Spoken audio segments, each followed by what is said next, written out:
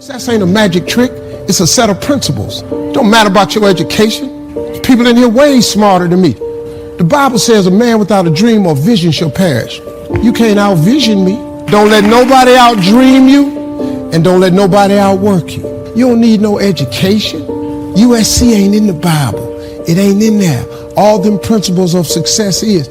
God's promises don't ever come back void. That means God don't say nothing he don't make true. This world gonna end one day. You ain't gotta believe that. You can say it ain't no God. Time and tide waits on no man. Ain't nothing you can do about that. The sun come up tomorrow, you can't stop it. The wind blowing, you don't know where it come from. We are going into a week of change. We're going to change direction. We're going to change our focus. We're going to change our attitude. I want a gully washing, anointed, supernatural revival is to wake up what's dead, to bring back to life, to restore, to bring back the luster of really knowing God. When you're working on something you want to achieve, you've got to sell yourself every day on your abilities, on the goal that you want to reach. Every day, it will manifest itself in what you're doing. Whatever we have right now is a result of what we believe subconsciously that we deserve. You have got to convince yourself every day. You've got to sell yourself. You can learn all the techniques in the world. If you don't believe in yourself, it won't happen for you. Father grew up with a cup mentality. His family was very poor. They were farmers and they lost everything during the Great Depression. He had to drop out of high school to work on the farm. All he had seen was defeat, lack, mediocrity. Looked like that was his future. But at 17 years old, he gave his life to Christ, the first one in the family. He felt God calling him to become a minister. He had no training, no money, no connections. When he told his parents, they said, "John, you're making a big mistake. You're going to get out there and fail. You better stay here on the farm with us." Sometimes good people will try to convince you to keep your cup. They've had a cup. They've been limited. They've accepted mediocrity. You have to put your foot down and say, "No thanks. This cup is not for me. I'm not watering down my dreams to match my environment. Not letting how I was raised set the limits for my life. I'm not going to lower my expectations to what I think will happen. God, I know that you are all powerful, that you have a great plan for my life." Take the limits off of God and take the limits off of yourself. Who says you can't do something great? Who says you can't start your own business? Who says you can't get well? Who says you can't go where no one in your family has gone? God is calling you to be a trendsetter, a difference maker, a barrier breaker. You don't need that cup. Quit looking at what you lost, what you don't have. The odds may be against you, but the Most High God is for you. He's breathing in your direction right now.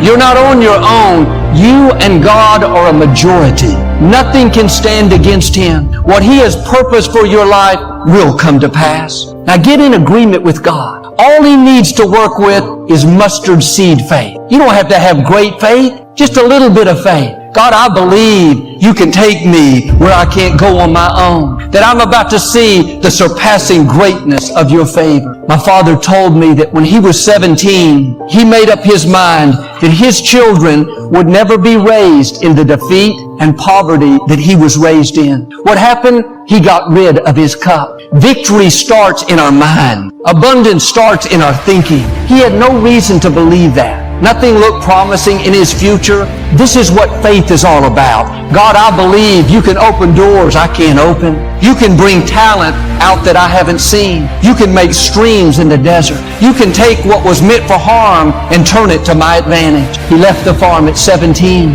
Didn't have a car. He had to hitchhike. He began ministering in the prisons, the senior citizens' homes, on the street corners. God opened door after door. He went on to pastor great churches. He and my mom founded Lakewood. He pastored here for nearly 40 years. Where would I be if my father had not gotten rid of that cup? Had plenty of excuses to live defeated. We're poor. We're in a depression. I had to drop out of school. God knew everything that would come against you.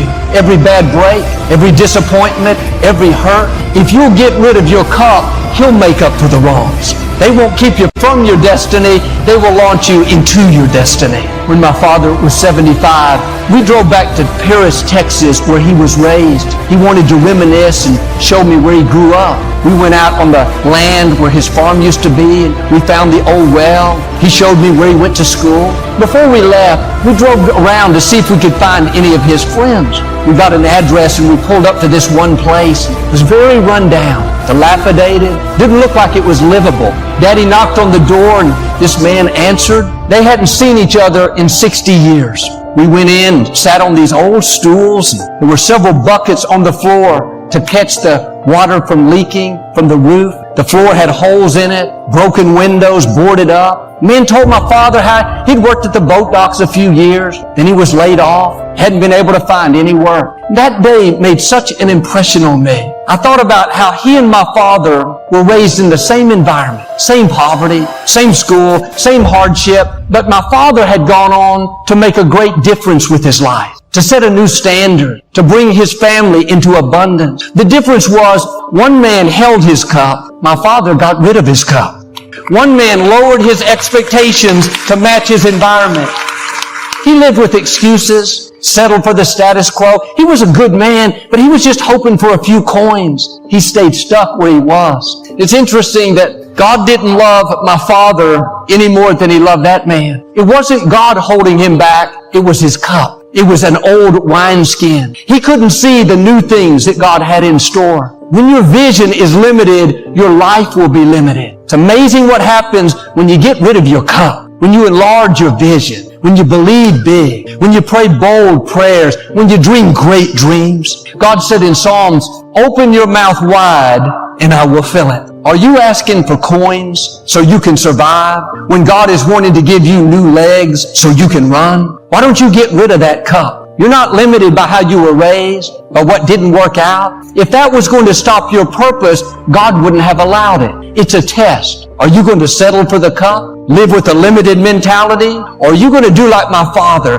Get rid of that cup and believe for the greatness God put in you. You can still become all God's created you to be. When you're in agreement with God, He'll make things happen that you couldn't make happen. He'll open doors you couldn't open. He'll cause opportunity, good breaks, the right people to come looking for you. 2 Kings, there's the story of a widow. Her husband has died. She's run out of funds to pay her bills. Now the creditors are coming to take her sons as payment. All she has of any value is a small jar of oil. Elisha the prophet came by and told her to go to her neighbors and borrow as many empty containers as she could find. He specifically said, borrow not a few. Get as many as you can. She went out and gathered maybe a dozen containers and came back. Elisha told her to take the little oil that she had and pour it into one of the empty containers. Didn't make sense, but she did it. She filled up the first container, then another and another and another.